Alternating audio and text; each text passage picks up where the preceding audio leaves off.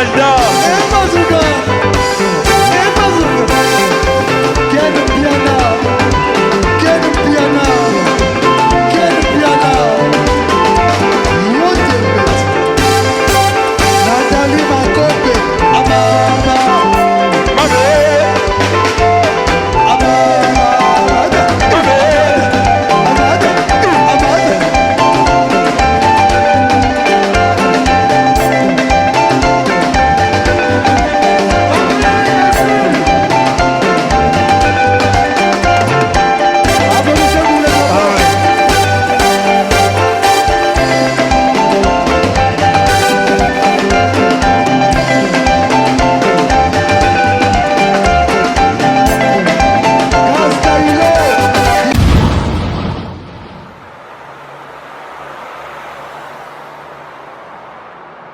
Pulsar 9.1 dans la maison comme jamais. Retrouvez-moi sur Fimbouna Fimbo avec Ken Piana pour tous les événements. Si vous voulez la bonne qualité avec de bonnes images, contactez Fimbouna Fimbo avec Ken Piana. Si vous voulez des bons matériels avec des bonnes images, contactez Fimbouna Fimbo avec Ken Piana. Mariage, anniversaire, soirée privée, contrat publicitaire, clip. Pour tout ce qui est caméraman, contactez Fimbouna Fimbo avec Ken Piana.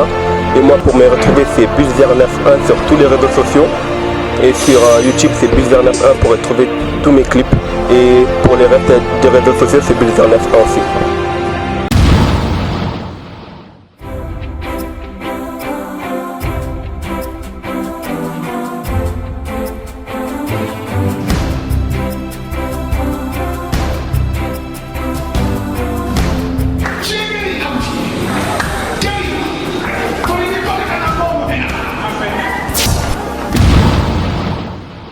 Surtout, rendez-vous chaque dimanche, avenue de la Révolution, prophète Emmanuel Dodi. They say every Sunday we are here. Yeah, we are praying here in Afranchis Ministry. We mettez 6e rue à on a kata Kinshasa biso stopona biso awa. Bananzambe, venez prier l'Éternel. La famille, on doit chercher l'Éternel. Sans Dieu, nous sommes rien. Please, people, just be here. Just go into prayer. Don't forget our God is more than everything. We love you a lot, family. Don't forget. Bisotou chaque dimanche, prophète Emmanuel Dodi, où ils ont délivré, ils ont pambola.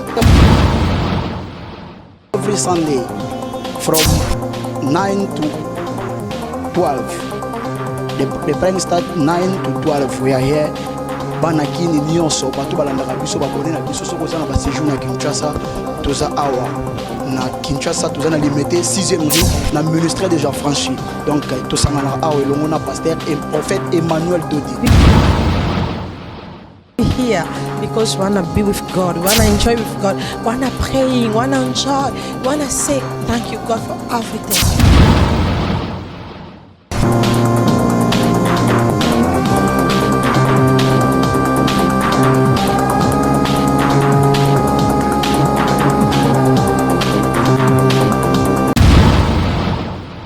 Cœur de l'actualité, mesdames et demoiselles et messieurs, voilà encore pour ces nouveaux numéros de votre émission sur la chaîne YouTube Fimbouna Fimbo. Il faut avoir l'habitude, quand vous regardez la vidéo comme ça, il faut s'abonner massivement pour pouvoir nous soutenir davantage. Et voilà, c'est bien votre humble serviteur Francis Iba, Francis Iba Nabino. Et mais Lelo sur votre demande parce que Batunde Basenginga, Batu ba déranger trop. Balobi que Francis Yambela Bisonano, Manik de John. Nabibo, ça va? Vu que tous les l'arbre Nabino, nous sommes obligés de satisfaire Bino na ba demande nyonso au salara biso. Et voilà, elle est ici avec moi. Nous allons essayer à solo lanaye à propos de makamnaye, à propos de makambo musala naye, à propos de l'actualité musicale et à propos de makambo mususu quelques rimeurs, ou je ne sais pas si je peux appeler ça rimeur ou quoi, où ils ont rongé espace Nabiso. Elle est ici avec moi et qui je dis bonjour Manik de John. Bonjour Francis. Ça va? Ça va bien par la grâce de Dieu. Je profite pour saluer Espé la belle fille. Hein? Une très jolie fille, ma petite soeur que j'aime beaucoup. aza awa mais azara mimi na ma caméra il est tout le temps en cavale. Elle dit toujours que non, la vie est trop courte pour rester même place. Donc azara Cameroun, Côte d'Ivoire, Gabon, Sud, Mikolo nde a voyagé qui a voyagé sur Praiki. Ça pena Crisco le voit dit. Donc voilà. L'homme aux lèvres roses. Mikolo, vous avez au monde en athée, ça dit à quoi? Mikolo, vous avez vraiment absente. Et ça, quand on a un accident, on a au Konda, on a un accident, et puis vraiment quoi passe qui bon, c'est passé déjà, donc c'est bon. On a un peu convalescente, mais c'est quoi ça? Mais c'est quoi ça va, bah qui signant surtout, ça va, bah qui c'est bon déjà. Non, l'andacure malé mbé. Tu as été soutenu quand même. Na médiatisa qui vraiment yango te bato bayeba keza bato moke kaka neti ya Gabi Wabelo Claudine Louyeye de la sagesse, Jires Leibo Photo, Elisabeth Mayangi, elle m'a soutenu. Il y a aussi ma soeur Mireille Tounime. On a bien Mireille au Quito parce que c'est une femme mariée. Il y a mon beau-frère Jean-de-Pierre Badiata. Et puis il y a aussi Alice Batatunde Ayeba Kite, Kachala Ayeba Kite, Mignon Yafalipa Ayeba Kite, Docteur Jeff Njadileteta. Docteur Jeff Njadileteta, don de Dieu.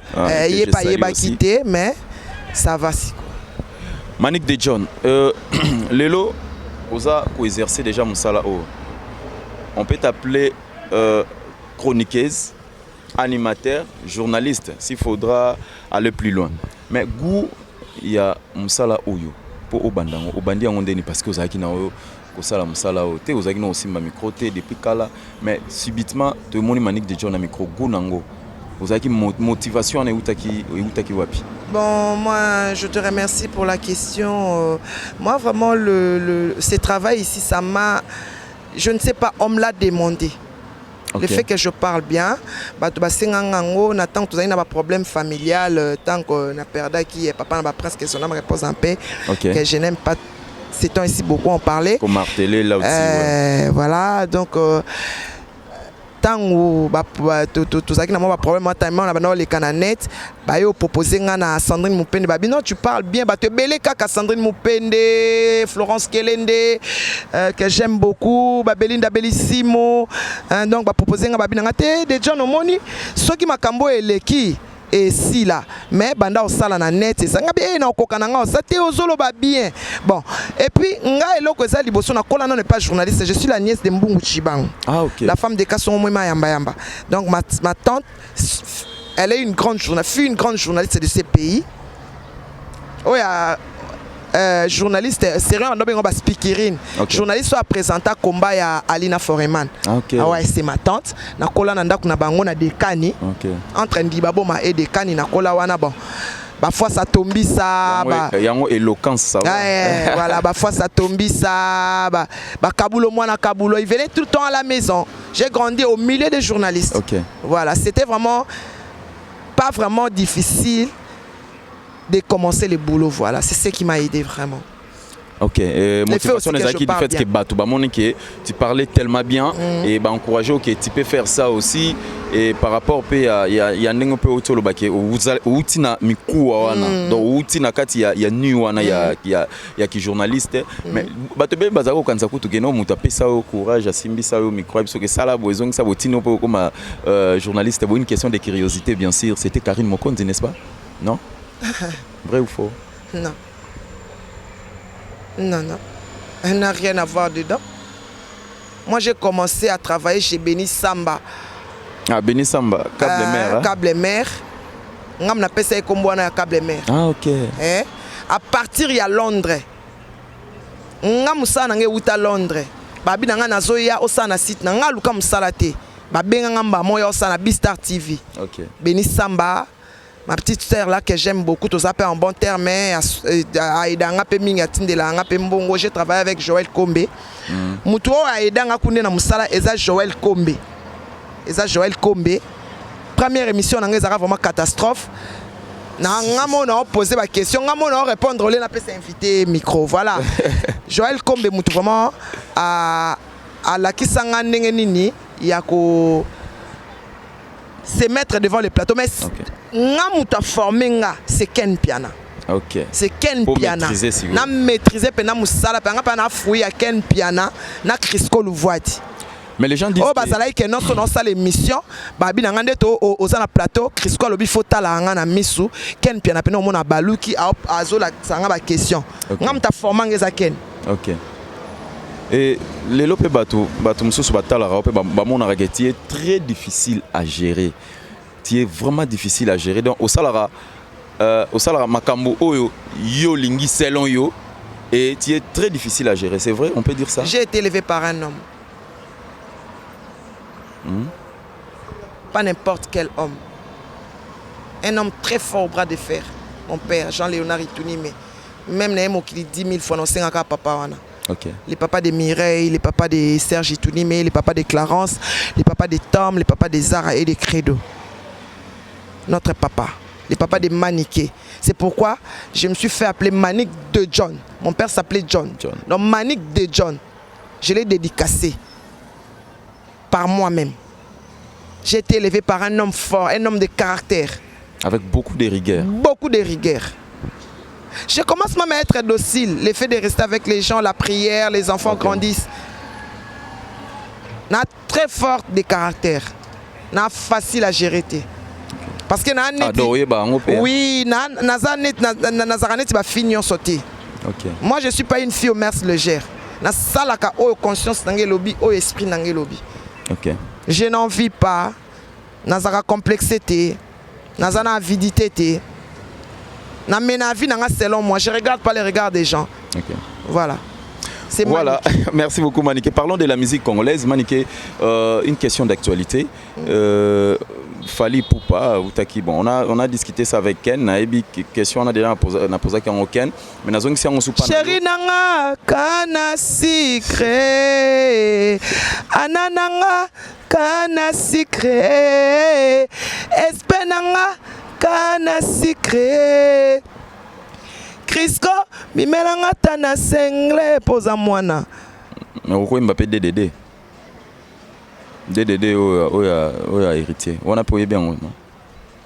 Nasali, yo nini okangelinga motema Daniel nanga. OK. Voilà. Mais si qu'on des a chéri nanga kana secret. Fali nanga vrai chanteur.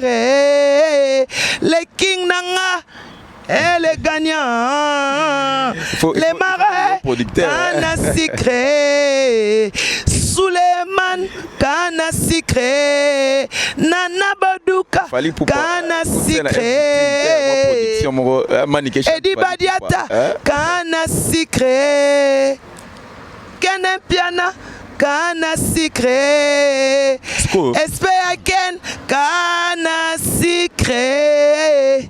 C'est quoi?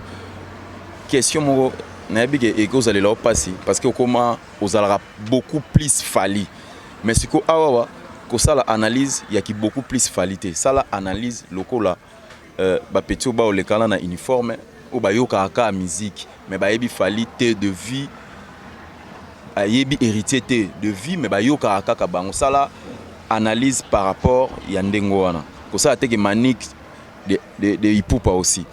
Sur tout le but total na fond donc contenu en Nzembo sur le plan artistique na héritier na Fali Ipupa Nzembo nini oyo pena eza fort sur le plan artistique. Oui, mais là, on va comparer Nzembo anako ezaka po ba yembeli mutu moko. Voilà. Poso ba yembela mutu moko te. Banga ba comparer ngote ezaka combo ba yembeli nde mutu et créer sale confusion oyo. Parce que c'est trop sale na o comparer moi na oyo azana maternelle na mutu sa comme na université. C'est banal. C'est banal. Ce sont tous des musiciens, ça arrive aussi. Non, on est tous des musiciens. On se comprend. Parce que héritier pas à accepter en que fallait plus expérimenté par rapport à ailleurs. Wana selon yé. Wana selon yé. Nini pas qui na maison mère. On a za public. héritier aza un album moko fallait ça salir combien d'albums oh ibinisi mokili fallait ça beti Olympia fallait ça beti Zénith fallait ça beti Stade de France fallait beti na ba Arkeli fallait comme fallait na minute on parle de world le king the world on parle de world tolobela ba 5 millions de vues tolobela mutabeta ba 3000 t 3000 vues t tolobela mutabeta 100 000 vues tolobela mutabeta ba 85 millions de vues mundela azobati. Moi je suis intellectuel. Moi je suis intellectuel. Moi je suis intellectuel. Je parle avec l'intellectualisme. Tous ceux qui font des brouillards, moi j'appelle ça comment? Les gens qui parlent pour ne rien parler, ils font beaucoup de bruit. C'est comme si on était en train de battre le tonneau. C'est tellement vide, ça fait beaucoup de bruit. Voilà. On est venu sur le net, il y avait des petites filles qui n'avaient que 25 ans. Moi, j'ai fait voir aux gens que non, ça fait 3 ans on est sur le net. Vous ne voyez pas que non, ils disent seulement qu'elles ont 25 ans. Les gens ne savaient pas. Et puis cette histoire-là, on a commenté ça avec le président Mobutu, que son âme repose en paix, notre ancien président. Il disait que non, sa maman, lui, il est né en 1940, sa maman était née en 1930. Tu sais qu'on a étudié ça à l'école. À ne rien savoir que non, une fille de 10 ans ne peut pas avoir un enfant. Okay. On nous a mis ça en tête. Non, non, non, moi je ne suis pas un ignare. Je n'avale pas tout. Moi, avant que j'accepte quelque chose, j'analyse ça. Okay. Je mets ça beaucoup de formes. Okay. Après, je mets un point. Okay. C'est pas parce que Fally, il est du quartier latin, c'est le père de mes enfants. Non, on ne peut pas comparer un enfant qui est au maternel avec un homme qui a déjà fait l'université. C'est incomparable. On est en train de comparer cette chanson-là à cause de nom. Parce qu'on a chanté une seule personne, voilà. Dans le couple d'ailleurs. Le couple. Voilà, c'est tout, c'est juste ça. Mais avec le feeling, l'instrument, c'est trop ça. Avec les clips, les genres de leader, sa façon de s'habiller au clip. Voilà, nous avons déjà compris sa réponse par rapport à l'analyse. Donc nous avons déjà compris point de vue. Mais en parlant de... Surtout à l'attaque premier dans cette ambile, il faut que on casse on sous les pardon. Fallait être cocaté dans ton cas mon nez bon. Mais yo po okende state, yo pe ba viser bimi. Dans na state mok oyo na okende te mais state ezo ya na okende. A prometa ki okende. A te a promesse te na okende. Je fais mon travail na sala na fondation. Parce que la fondation n'a pas na F victime un rôle ni. Na F victime te, nga na fondation Fally Ipupa. Mon président c'est Soulé. Mon président c'est Soulé. Pourquoi nous avons un rôle ni? Na rôle na orchestre na komisa Fally na ba sentiment na ngai parce que c'est le père de mes enfants. Na komisa Fally ça na komisa babia. OK. Dans batba so ngonde ba so. Sur scène na yaka e pa ya Fally de na kamoka so Fally orchestre na keboe ba komo finga nga ba sexanga e nga na komisa Fally parce que c'est le père na mona na komisa babia. Na sengela ngo elokoti.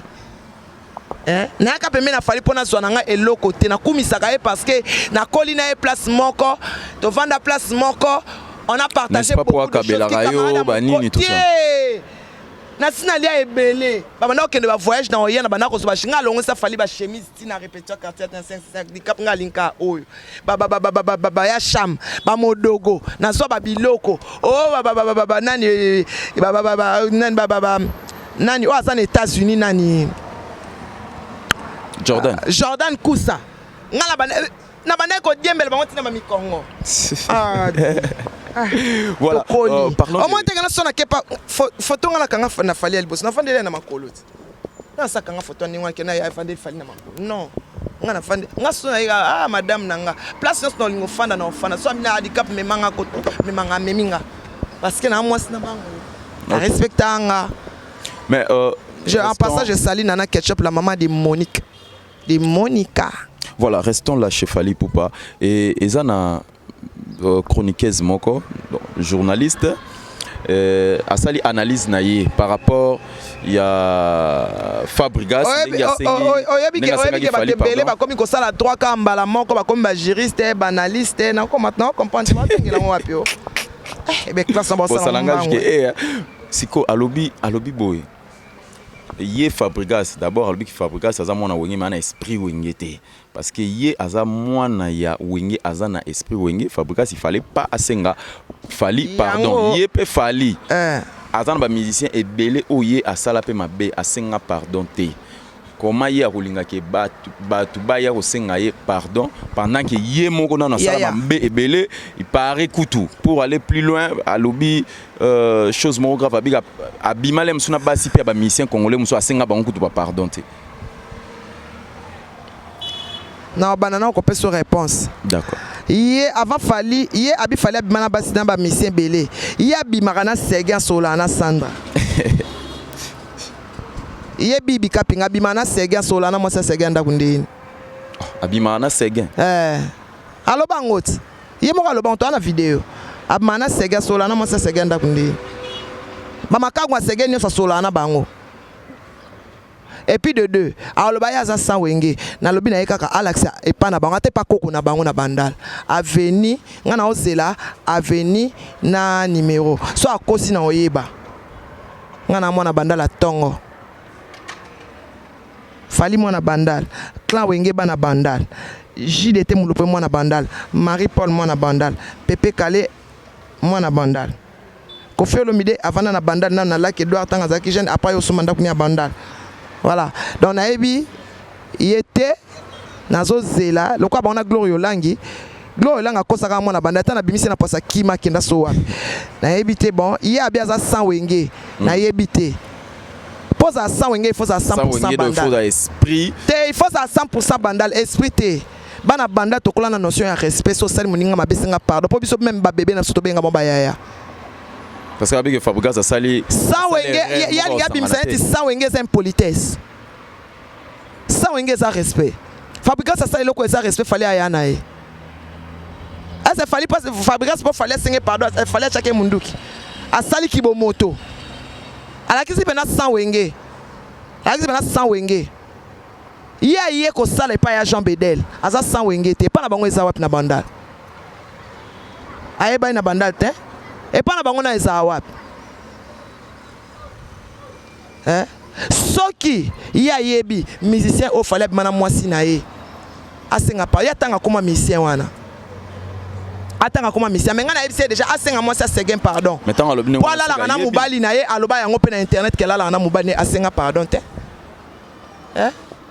Donc il passe nga mwasi asenga pardon. Asenga mwasi asenga pardon. Yeso ka yebi mwasi o fali abima na mobali na ye.